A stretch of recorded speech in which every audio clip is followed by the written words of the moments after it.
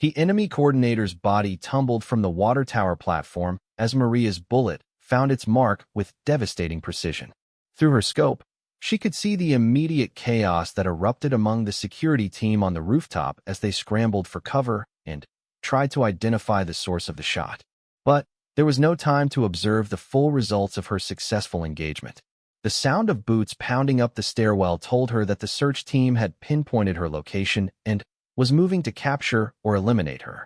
Maria immediately began her withdrawal from the firing position, moving through the rubble-filled interior of the building toward a predetermined escape route she had identified during her approach. The route would take her through a series of connected basements and underground passages that had been created when adjacent buildings were destroyed by previous fighting. It wasn't ideal, but it was her best chance of avoiding the converging enemy forces. As she moved through the debris-filled corridors, Maria could hear the chaos erupting throughout the enemy-controlled sector. Radio chatter in Arabic was increasing in volume and urgency. Vehicle engines were racing through the streets, and sporadic gunfire suggested that enemy forces were shooting at shadows in their desperation to locate her. The elimination of their coordinator had clearly disrupted their command structure and created exactly the kind of confusion she had hoped to achieve. But the real test of her mission was still ahead. With the central coordinator eliminated, the remaining 11 snipers in the network would be operating independently, probably reverting to predetermined secondary positions and target lists. This made them potentially more unpredictable, but also more vulnerable to individual engagement. Maria's knowledge of their general operating areas would now become her primary tactical advantage. Emerging from the basement passages into an alley approximately 2 blocks from her original firing position, Maria paused to assess the tactical situation. The enemy search teams were concentrating their efforts around the building where she had taken the shot, apparently assuming she was still in that immediate area. This gave her a temporary window of opportunity to begin hunting the individual sniper teams before they could reorganize under a new command structure. Through careful observation and movement, Maria had identified the approximate positions of 8 of the 11 remaining enemy snipers based on their previous firing patterns and the mirror signal communications she had observed. The closest target was approximately 400 meters to the south, positioned in the upper floors of a damaged hospital that offered excellent sight lines to major marine approach routes. The hospital sniper had been one of the most active members of the network, responsible for at least 3 confirmed marine casualties during the morning's coordinated attack. Eliminating him would not only reduce the immediate threat to marine forces, but would also serve as a test of her ability to engage individual targets while operating deep in enemy territory.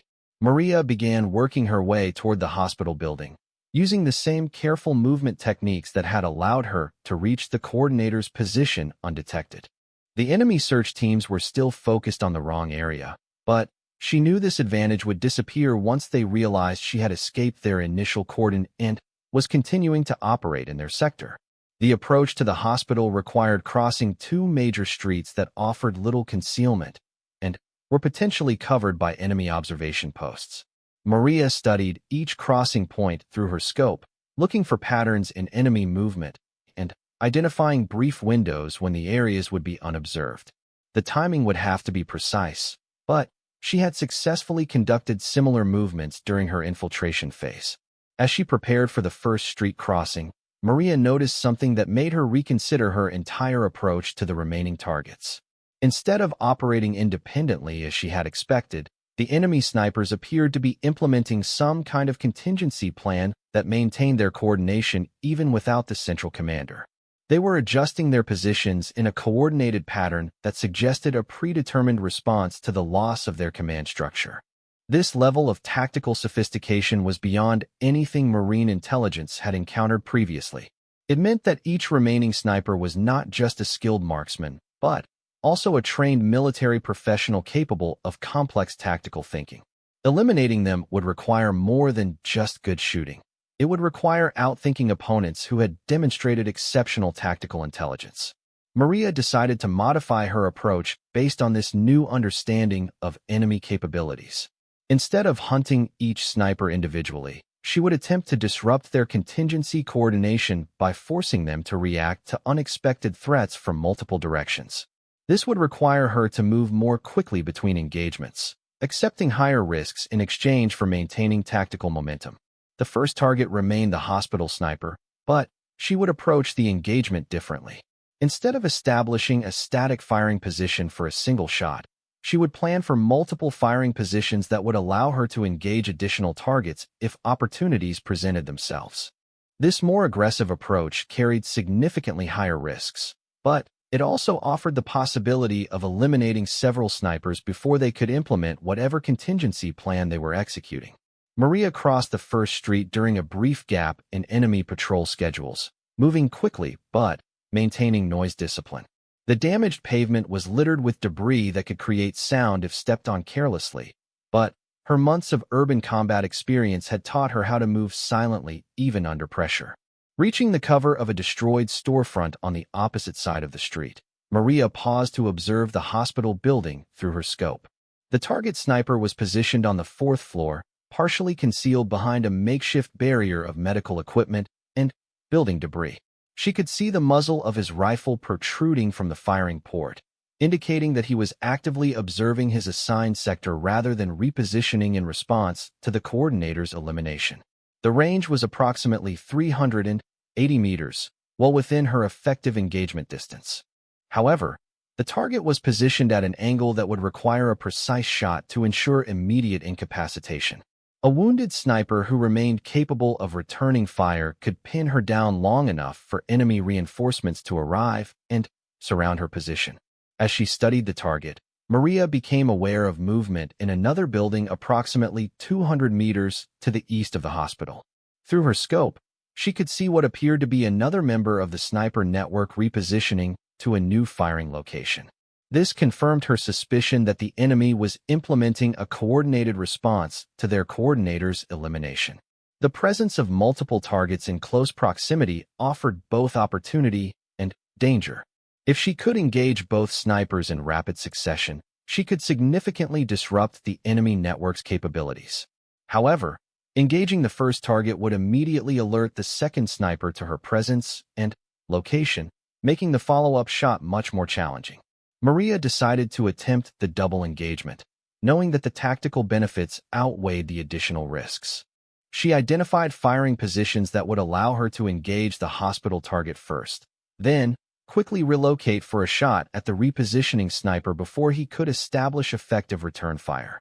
Setting up for the first shot, Maria controlled her breathing and settled the crosshairs on the hospital sniper's center of mass.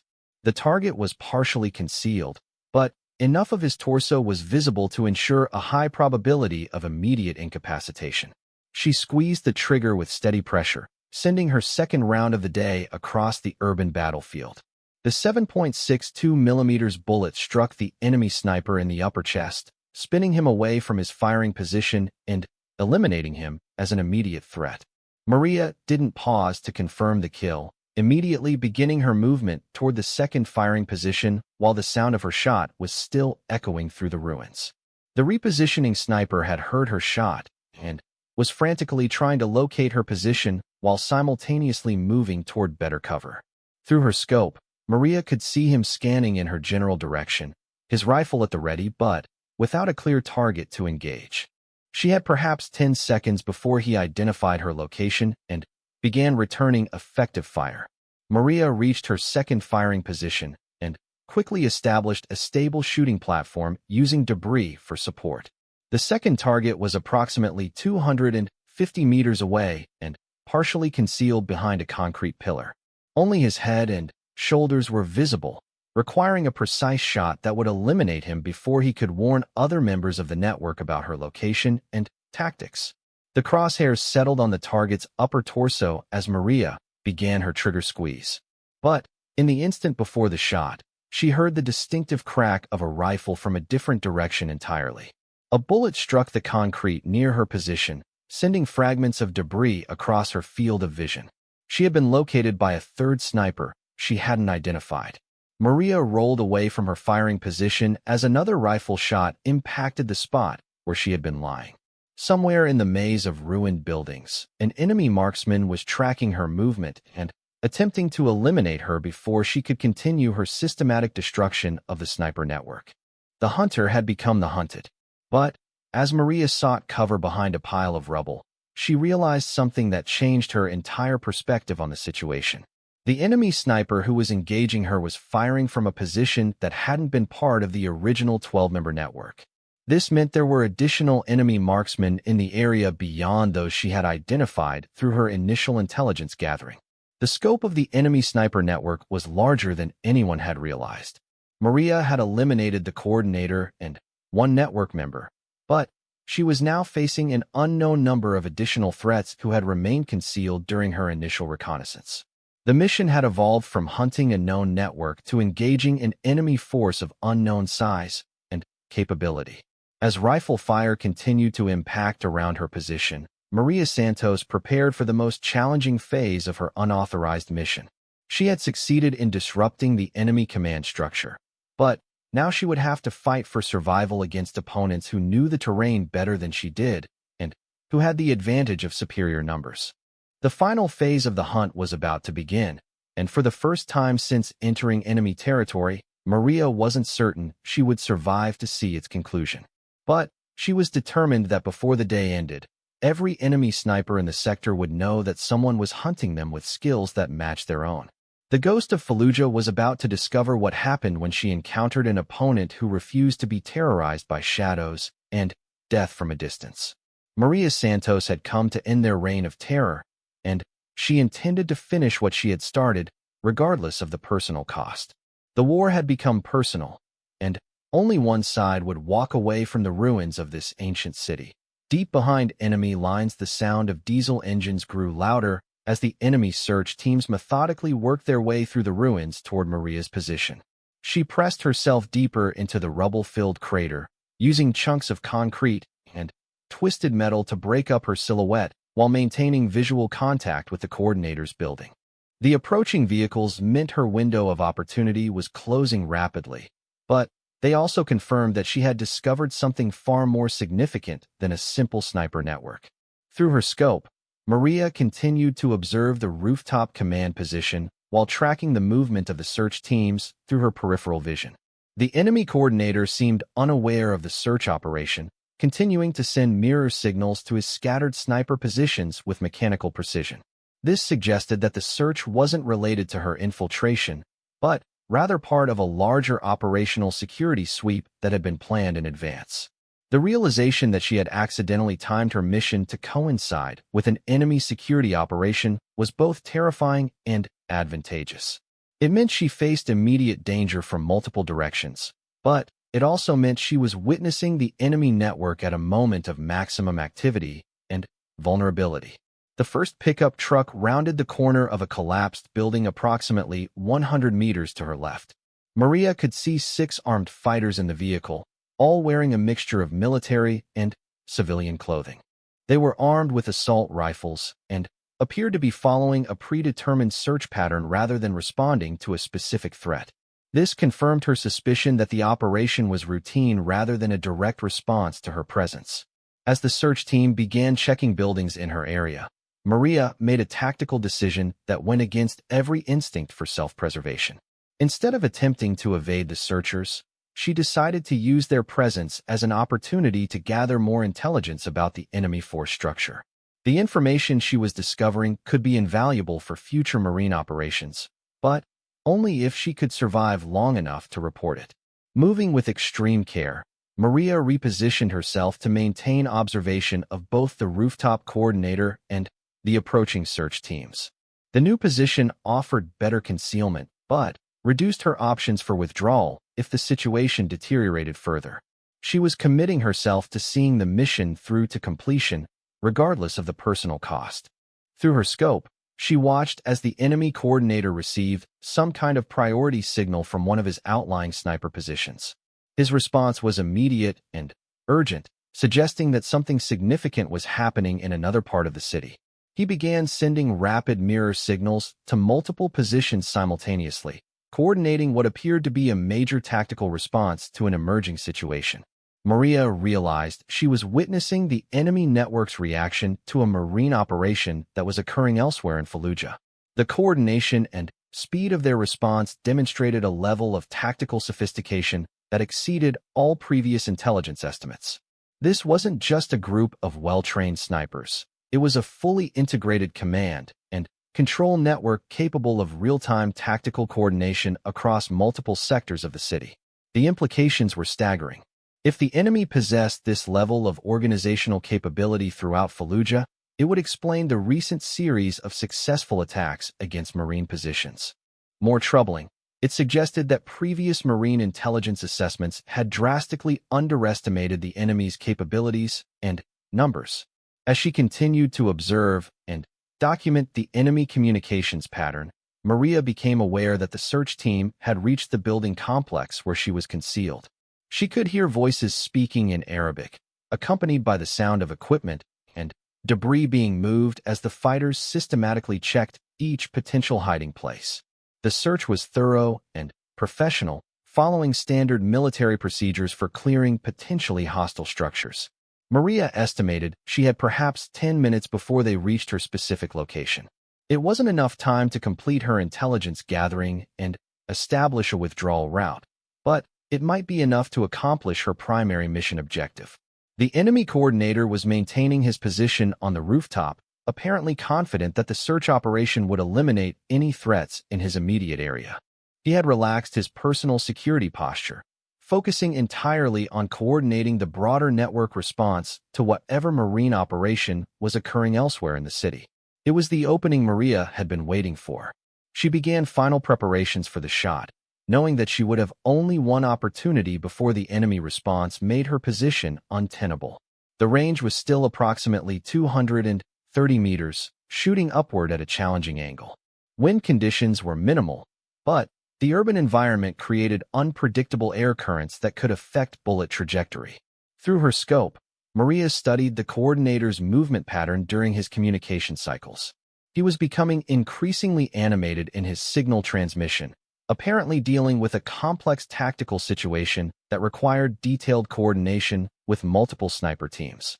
This level of distraction was exactly what she needed for a successful engagement. The search team had reached the ground floor of her building complex. Maria could hear them moving through the debris-filled rooms below her position, their voices becoming clearer as they systematically worked their way upward through the structure. She estimated 5 minutes before they reached her level of the building. As she prepared for the shot, Maria reflected on the broader implications of what she had discovered. The enemy sniper network was just one component of a much larger and more sophisticated military organization. If this level of capability existed in other parts of the city, the Marines were facing a much more dangerous adversary than anyone had realized. The coordinator moved into position for another signal transmission cycle. Through her scope, Maria could see him clearly as he raised the signaling mirror and began flashing instructions to his teams. For approximately 8 seconds, he would be exposed and focused on his communications, presenting the best target opportunity she was likely to get. Maria controlled her breathing and settled the crosshairs on the center of the coordinator's torso. The shot would eliminate the command structure of the local sniper network and create chaos in their tactical coordination. More importantly, it would demonstrate to the enemy that their supposedly secure positions were vulnerable to Marine countermeasures. Her finger began the steady pressure on the trigger that would send a 7.62 millimeters round across 200 meters of hostile territory to its target. In the background, she could hear the search team moving closer, their voices now clearly audible as they approached her floor of the building. The timing had to be perfect.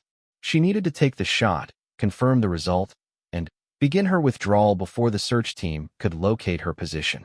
The margin for error was essentially zero, and the consequences of failure would be immediate and final. As the crosshairs steadied on their target, Maria Santos prepared to fire the shot that would begin the systematic destruction of an enemy network that had terrorized Marine forces for months.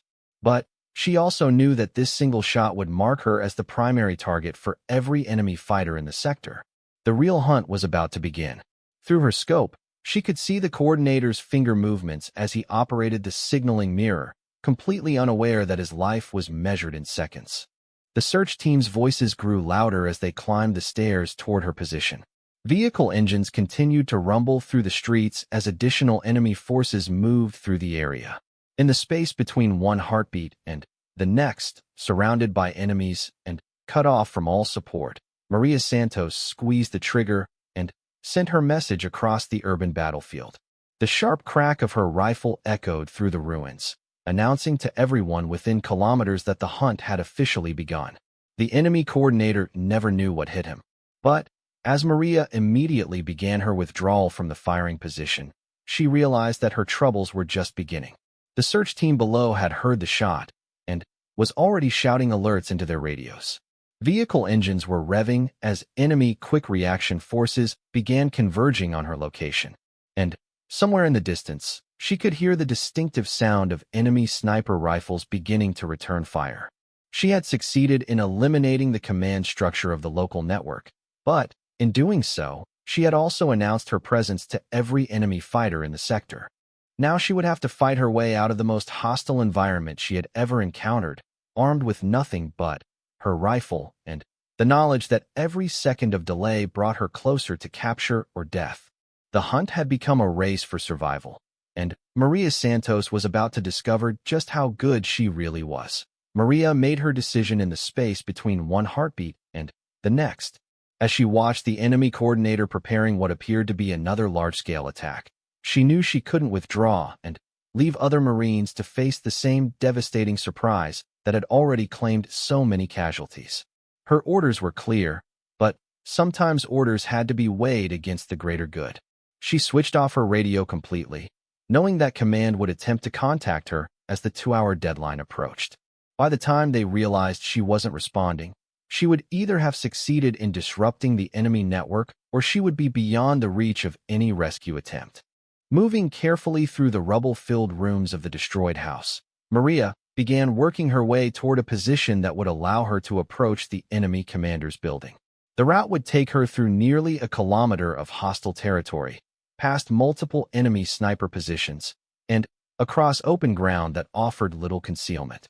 It was exactly the kind of mission that military doctrine said should never be attempted by a single person. Maria had been moving through urban combat zones for 6 months, and she had developed an instinctive understanding of how to read the terrain for dangers and opportunities. The destroyed city offered numerous paths of concealment for someone willing to move slowly and patiently, using rubble piles, abandoned vehicles, and damaged buildings to mask their movement. The key was to think like prey rather than predator, to move when the enemy wasn't watching, and to remain motionless when they might be observing. It required a level of patience and self-discipline that few people possessed, but it was exactly the kind of challenge that Maria had been training for her entire career. She began by studying the route through her scope, identifying each potential danger area, and planning alternative paths in case she encountered unexpected obstacles. The enemy snipers were focused on their assigned sectors, watching for Marine patrols and vehicles, but they probably weren't expecting a single person to deliberately move deeper into their territory. The first stage of her movement took her through the basement of a collapsed apartment building, crawling through debris-filled tunnels that had once been hallways and rooms. The air was thick with dust and the smell of concrete powder, and twice she had to stop and carefully clear away rubble that blocked her path. Emerging from the basement, Maria found herself in an alley that ran parallel to her target building. Through gaps in the rubble, she could see the water tower where the enemy coordinator was positioned, approximately 400 meters away. The distance was well within her effective range, but she would need to find a firing position that offered both concealment and a clear shot. As she moved through the alley, Maria became aware that she was not alone in this part of the city. She could hear voices speaking in Arabic, too distant and muffled to make out specific words, but close enough to indicate that enemy personnel were operating in the immediate area. This confirmed her suspicion that the sniper network was supported by additional fighters who provided security and logistics. She paused behind the remains of a burned-out car and listened carefully to the sounds around her. The voices seemed to be coming from a building approximately 50 meters to her left, possibly a checkpoint or observation post that guarded approaches to the commander's position. Maria made a mental note of the location and continued moving, taking care to avoid any actions that might alert the security team to her presence. The next obstacle was a stretch of open ground that she would have to cross to reach a better position. The area had once been a small park, but now it was nothing but cratered earth and the twisted remains of playground equipment. There was no cover except for a few scattered chunks of concrete, and crossing it would leave her exposed to observation from multiple enemy positions. Maria studied the area for several minutes, noting the angles of sight from known enemy positions and looking for any dead space that might provide concealment. She identified a shallow depression that ran diagonally across the open area, probably created by a mortar round or improvised explosive device. If she could reach the depression, she could use it to cross most of the open ground without being visible from the higher enemy positions. Timing would be critical. The enemy snipers were maintaining radio silence, but she had noticed that they conducted visual checks of their sectors at regular intervals. By counting the timing between observations, she had identified a window of approximately 90 seconds when the sniper covering this area would be focused on other parts of his sector. When the next observation cycle began, Maria waited exactly 30 seconds, then began her movement across the open ground. She moved in a low crawl, using her elbows and knees to propel herself forward while keeping her profile as low as possible. The rough concrete scraped against her body armor, and she could feel sharp debris cutting through her uniform, but she maintained steady progress toward the depression.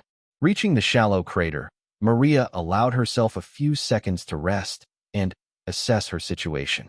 She was now approximately 200 meters from the enemy commander's position, close enough to make an accurate shot, but still too far away to guarantee a first-round hit. She needed to get closer. The building that housed the enemy coordinator was a 5-story office complex that had been partially destroyed by previous fighting. The water tower was positioned on the roof, providing excellent observation of the surrounding area, but also making it visible from multiple directions. Maria could see that the coordinator had established his position behind a makeshift barrier of concrete blocks and metal sheeting, which would provide protection from small arms fire, but wouldn't stop a sniper round. As she continued to observe the target building, Maria noticed something that changed her entire approach to the problem. The enemy coordinator wasn't alone on the rooftop. She could see at least 2 other figures moving around the water tower, apparently serving as security for the command position. This meant that even if she successfully engaged the coordinator, she would immediately come under fire from his guards. Moreover, she began to notice a pattern in the coordinator's behavior that suggested he was preparing to move to a different location. He was gathering equipment and appeared to be giving final instructions to the security team. If he relocated before she could engage, all of her intelligence about the command structure would become worthless. Maria realized she had to act immediately, even though her current position was not ideal for a long-range shot. She was approximately 230 meters from the target, shooting upward at an angle that would require careful calculation of bullet drop and wind drift. The shot was possible, but it would require perfect execution under combat conditions. She began setting up her rifle for the shot, using debris to create a stable firing platform while maintaining concealment from enemy observation. The position wasn't perfect, but it offered a clear line of sight to the target area and enough cover to protect her from immediate counterfire. Through her scope, Maria could see the enemy coordinator clearly for the first time. He was a middle-aged man wearing civilian clothes, but carrying military equipment. His movements were precise and professional, suggesting formal military training. He was using a pair of military-grade binoculars to observe marine positions while simultaneously directing the mirror signals that coordinated the sniper network. As she prepared for the shot, Maria noticed that the coordinator was following a predictable pattern of movement. Every few minutes, he would move to a specific position behind the concrete barrier to send signals to his sniper teams. For approximately 10 seconds during each cycle, he would be partially exposed while operating the signaling mirror. The next signal cycle would begin in less than a minute. Maria adjusted her scope for the range and angle, then controlled her breathing and heart rate as she had been trained. The shot would have to be perfect, not just to hit the target, but to avoid alerting the security team until it was too late for them to effectively respond. Through her scope, she watched as the coordinator moved into position for his next signal transmission.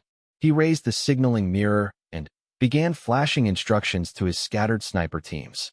For 8 seconds, he remained in the same position, focused on his communications, and unaware that death was looking at him through a rifle scope 200 meters away.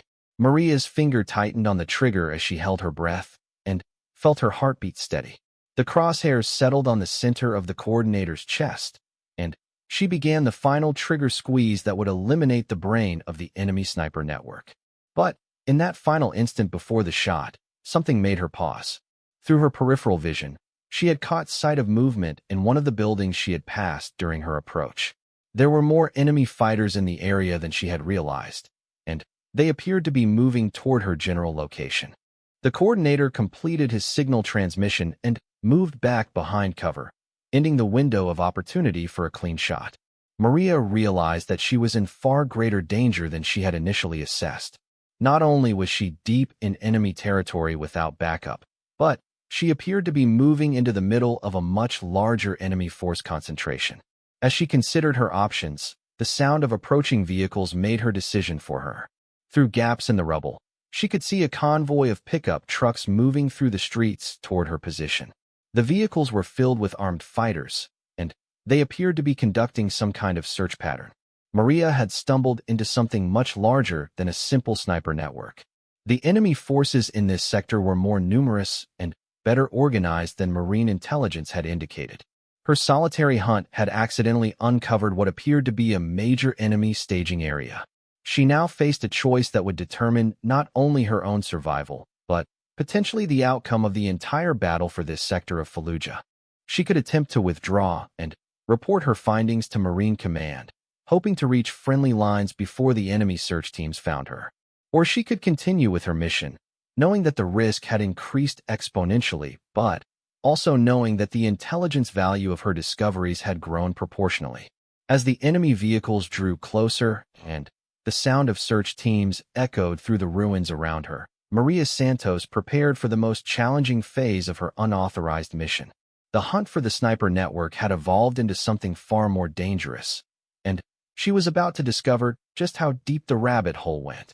The real test of her skills was about to begin. The evacuation helicopter's rotor wash kicked up clouds of dust and debris as it lifted off from the improvised landing zone 3 blocks away. Maria watched through her scope as the aircraft disappeared over the horizon, carrying Jake and 2 other wounded Marines to safety. Now she was truly alone in the urban wasteland, surrounded by an enemy that had just proven they could strike at will from positions the Marines couldn't even locate. The silence that followed the helicopter's departure was deafening.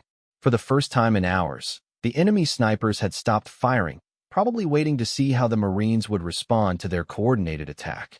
Maria used this lull to carefully reposition herself, moving through the rubble-strewn interior of the destroyed house to a new observation point that offered better sight lines to the suspected sniper positions. She had been studying the enemy's tactics for months, but today's coordinated assault had revealed new information about their capabilities and organization. They weren't just skilled marksmen. They were operating with military precision that suggested formal training.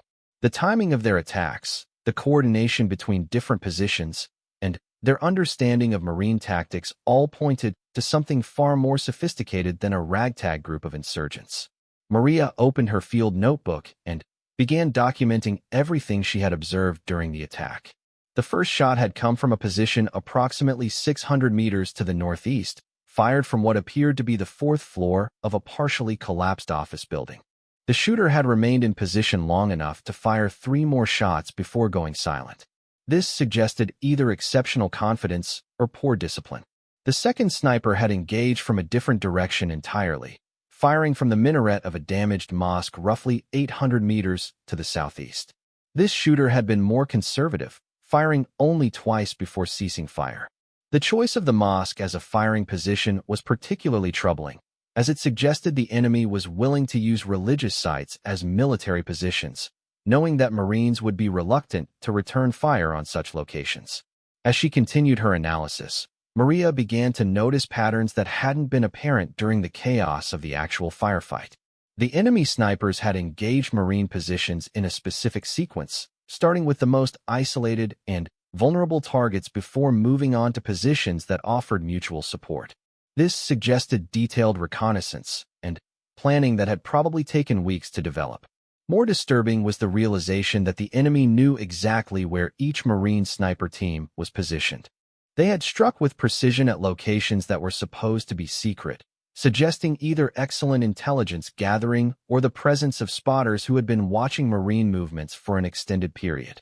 Maria checked her equipment one more time before beginning her hunt. Her M40A5 sniper rifle was fitted with a Leupold scope capable of accurate fire out to 800 meters, though she had made successful shots at much greater distances under ideal conditions. She carried enough ammunition for a sustained engagement, plus emergency medical supplies, and water for 24 hours of independent operation.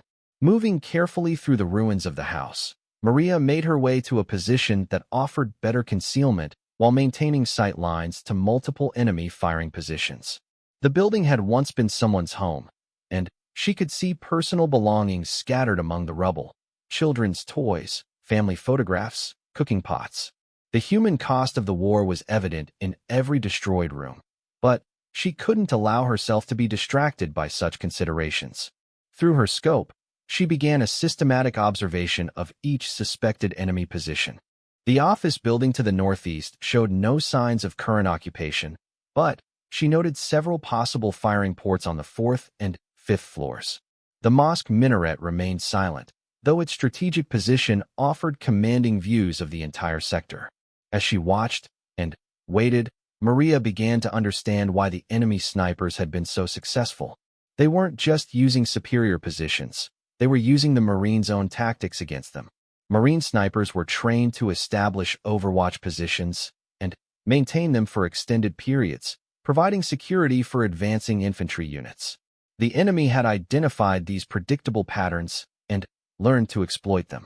The radio in her earpiece crackled with reports from other sectors of the city. The coordinated sniper attack had been even more widespread than initially realized, with similar strikes occurring simultaneously across multiple Marine positions. Casualty reports were still coming in, but it was already clear that this represented the most successful enemy action in months. Viper 6, this is command, came the voice of Colonel Matthews, the sector commander. What's your current status? Viper 6 is operational and maintaining overwatch, Maria responded quietly. Spotter is evacuated with head wound, but I'm continuing the mission. Negative, Viper 6. You are ordered to withdraw to friendly lines for debriefing and reassignment to a new sector. Maria hesitated before responding. The order made tactical sense from a command perspective. A lone sniper operating without backup in hostile territory was an unnecessary risk.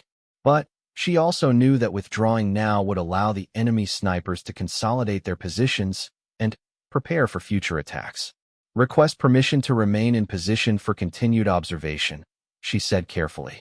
I'm developing intelligence on enemy sniper tactics that could be valuable for future operations. There was a long pause before the colonel responded. Viper 6, you are not authorized for solo operations in that sector. The enemy has demonstrated capabilities that make lone sniper operations too risky. Understood, Command. However, I believe I can provide unique intelligence that won't be available if I withdraw now. The enemy snipers are still in position, and they're displaying patterns that could help us develop countermeasures. Another pause, longer this time. Maria knew she was pushing the boundaries of military protocol, but she also knew this might be the only opportunity to gather detailed intelligence on how the enemy snipers operated. If she withdrew now, they would simply disappear back into the urban maze, and the next coordinated attack might be even more devastating. Viper 6, you have 2 hours to develop your intelligence. After that, you will withdraw to grid coordinates Delta 77 for pickup. Is that understood? Understood, Command. 2 hours for intelligence gathering. Then, withdrawal to Delta 77. Maria switched off her radio and settled into position for an extended observation period. 2 hours wasn't much time, but it would have to be enough. She needed to identify the enemy command structure and determine how they coordinated their attacks. Most importantly, she needed to find their weak points. For the next 30 minutes, the battlefield remained eerily quiet. Maria used this time to study each suspected enemy position through her scope, looking for any signs of occupation or movement. She noted details about sight lines, cover and concealment, and potential approach routes that the enemy snipers might use to reach their positions. Then, at exactly 0947 hours, the silence was broken. A single rifle shot echoed across the urban landscape, followed immediately by a radio report of another Marine casualty in a different sector. Maria quickly triangulated the sound and identified the firing position as a water tower approximately 1 kilometer to the north. The shot had been fired at a Marine patrol that was moving through an area previously considered secure. What happened next confirmed Maria's suspicions about enemy coordination. Within minutes of the first shot, she observed brief flashes of light from 3 different positions scattered across the city.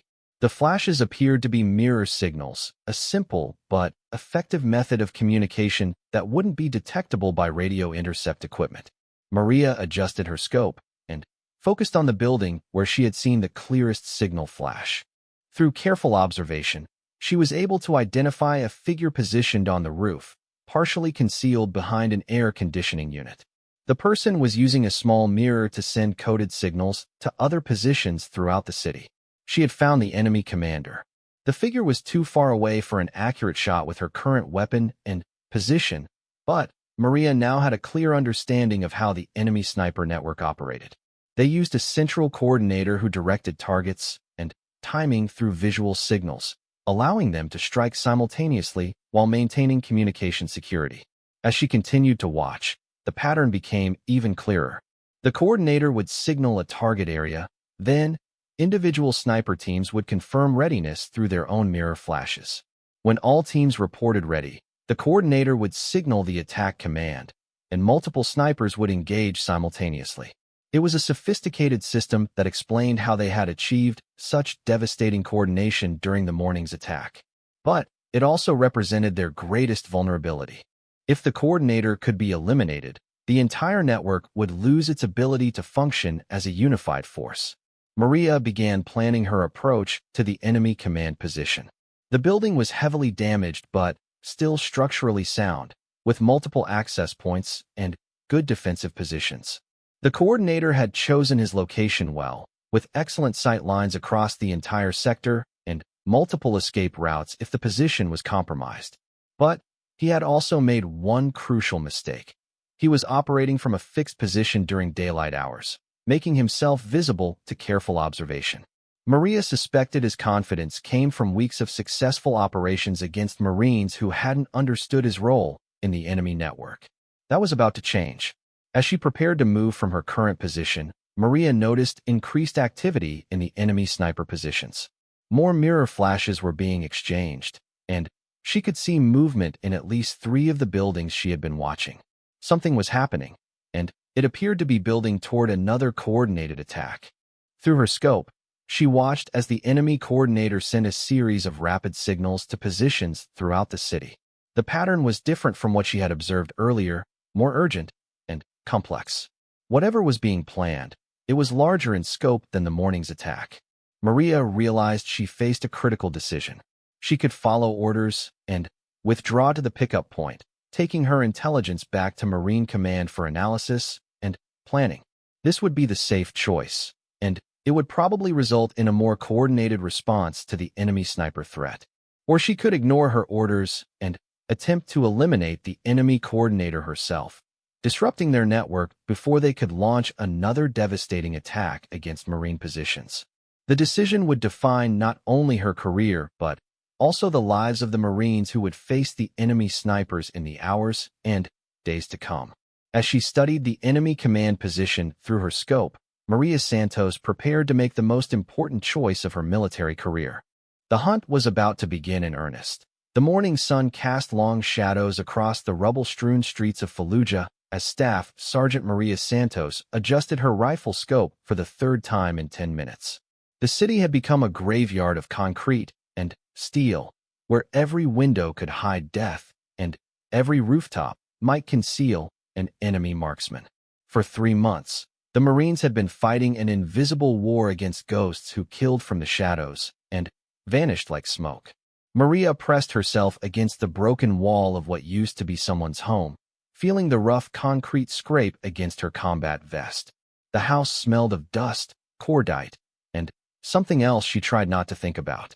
Through the cracked window, she could see the street where yesterday another Marine had fallen to an unseen bullet. The sniper fire had come from somewhere in the maze of buildings across the square, but by the time the squad had reached the suspected position, there was nothing but empty shell casings and the lingering scent of gunpowder. "They're like phantoms," whispered Corporal Jake Morrison, her spotter, as he scanned the buildings through his binoculars. His young face was streaked with dirt and exhaustion. 12 confirmed kills in the past week alone, and we haven't even seen one of them. Maria nodded grimly. The enemy snipers had turned the ancient city into their personal hunting ground. They knew every alley, every hiding spot, every escape route. They would fire a single shot from a concealed position, then disappear into the labyrinth of streets before the Marines could respond. It was psychological warfare at its most cruel and effective. The radio crackled to life in her earpiece. "Viper 6, this is command. We have reports of movement in the green building, 3rd floor, northwest corner. Possible sniper position." Maria shifted her position slightly, bringing her rifle to bear on the building in question. The structure had once been an apartment complex, but now it stood like a broken tooth against the sky, its windows dark and empty. She could see nothing moving in the shadows, but that meant little. The enemy snipers were masters of concealment. "I don't see anything," she murmured into her radio. "Building appears empty." "Negative, Viper 6. We have multiple reports of muzzle flashes from that location during yesterday's engagement. Proceed with extreme caution." Maria had been in Fallujah for 6 months, and she had learned to trust her instincts above all else. Something felt wrong about this setup. The intelligence was too specific, too convenient. In her experience, the enemy rarely used the same position twice, especially not after a successful kill. They were too smart for that. She was one of only 7 female snipers in the entire Marine Corps, a distinction that had earned her both respect and skepticism from her fellow Marines. Some questioned whether a woman could handle the psychological pressure of taking a life from long distance. Others doubted her physical capabilities in the harsh conditions of urban warfare. But Maria had proven herself time and again, with 43 confirmed kills to her credit and a reputation for patience that bordered on legendary. Growing up in a small town in Arizona, Maria had learned to shoot from her father, a former Army Ranger who had served in Vietnam. He had taught her that shooting was not just about pulling a trigger, but about understanding wind, distance, breathing, and, most importantly, the mind of your target. "A good sniper doesn't just hit the bullseye," he used to say. "A good sniper thinks like the bullseye." The heat in Fallujah was oppressive, even in the early morning. Sweat trickled down Maria's back as she maintained her position behind the scope. The city was quiet except for the distant sound of helicopters and the occasional crack of small arms fire from other parts of the urban battlefield. This particular sector had been eerily silent for the past hour, which only increased her sense of unease. "Movement in the building across the square," Jake reported suddenly. "2nd floor, 4th window from the left." Maria swung her rifle toward the indicated position. Through her scope, she could see a brief flutter of fabric, possibly someone moving behind cover. But it could just as easily be wind stirring debris or a stray cat picking through the ruins. "Range?" she asked quietly. 430 meters, Jake replied after checking his rangefinder. "Wind is steady from the southwest at approximately 8 kilometers per hour." Maria made the necessary adjustments to her scope. The shot would be challenging, but not impossible. However, something still felt wrong about the entire situation. The enemy snipers had been operating in this area for weeks, and they had never been careless enough to expose themselves so obviously. The radio crackled again. "Viper 6, we have additional movement reported in the target building. You are cleared to engage." Maria's finger hovered over the trigger, but she hesitated. In sniper training, they had drilled into her the importance of patience and careful observation. One shot, one kill was more than just a motto. It was a way of thinking that required absolute certainty before pulling the trigger. "Jake," she said softly, "something's not right here. This feels like a setup." Her spotter lowered his binoculars and looked at her with concern. "What do you mean?" "Think about it. These guys have been operating for months without making a single mistake. They're disciplined, professional, and they know this terrain better than we do. Why would they suddenly get sloppy?" Before Jake could answer, the sharp crack of a rifle echoed through the streets. But the shot hadn't come from the building they were watching. It had come from somewhere behind them, somewhere much closer. Maria spun around just in time to see Jake's helmet fly off his head as he crumpled to the ground. "Sniper!" she screamed into her radio, even as she dragged Jake's unconscious form behind better cover. Blood was streaming from a graze along his scalp where the bullet had barely missed, ending his life. "We're taking fire from an unknown position." The response was immediate chaos. Marines throughout the sector began reporting contact as the invisible enemy opened fire from multiple positions simultaneously. It became clear that the movement in the distant building had been a deliberate distraction designed to focus their attention away from the real threat. Maria quickly assessed Jake's wound while keeping her rifle ready. The bullet had carved a shallow groove along the side of his skull, but he was breathing and his pulse was strong. He would live, but he was out of the fight for now. She was alone. The sound of rifle fire continued to echo through the streets as the enemy snipers revealed their positions one by one. Maria counted at least 4 different firing positions based on the sound signatures. These weren't random shooters. This was a coordinated attack by a professional sniper team. As she crouched behind the broken wall with Jake's unconscious form beside her, Maria realized that everything the Marines thought they knew about their enemy was wrong. This wasn't a group of insurgents taking potshots at American forces. This was something far more dangerous, a highly trained sniper unit that had been methodically studying Marine tactics and preparing for this moment. The radio was alive with reports of casualties and calls for medical evacuation. 3 Marines were down in her sector alone, and the reports from other parts of the city were equally grim. The enemy had waited until the Marines were spread thin across multiple observation points, then struck simultaneously at their most vulnerable positions. Maria forced herself to remain calm despite the chaos around her. Her father had taught her that panic was a sniper's worst enemy. "When everything goes to hell," he had said, "that's when you need to think the clearest." She carefully observed the pattern of enemy fire, noting the timing and direction of each shot. Gradually, a picture began to emerge in her mind. The enemy snipers were working in pairs, with one shooter engaging targets while the other provided overwatch and security. They were using predetermined firing positions with prepared escape routes, and they were communicating with each other through some kind of coordinated plan. Most importantly, they were making one crucial mistake. They were staying too long in their positions. Professional snipers should fire once and immediately relocate, but these shooters were engaging multiple targets from the same locations. Maria suspected they were overconfident, believing that the Marines couldn't effectively respond to their coordinated attack. They were about to learn otherwise. As another Marine fell to sniper fire 2 blocks away, Maria made a decision that would change the course of the entire battle. Instead of calling for backup or requesting artillery support, she decided to hunt these ghosts on their own terms. She would become the hunter instead of the hunted. But first, she needed to understand exactly what she was facing. Maria pulled out her notebook and began sketching a rough map of the area, marking each confirmed sniper position based on the sound and timing of their shots. She noted wind direction, sight lines, and potential escape routes. Most importantly, she began to see a pattern in their deployment that suggested a central command structure. The enemy snipers weren't just working in pairs. They were working as a single coordinated unit under centralized control. Somewhere in the maze of ruined buildings, there was a spotter or commander coordinating their movements and target selection. If she could find and eliminate that person, the entire enemy sniper network would collapse into chaos. As the morning sun climbed higher in the sky, casting new shadows across the battlefield, Maria Santos began planning the most challenging hunt of her career.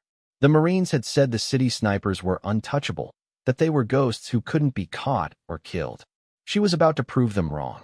The sound of approaching helicopters told her that medical evacuation was en route for the wounded Marines, including Jake. Soon she would be completely alone in the heart of enemy territory, armed with nothing but her rifle, her training, and a growing understanding of how her enemies thought and operated. It was exactly where she wanted to be.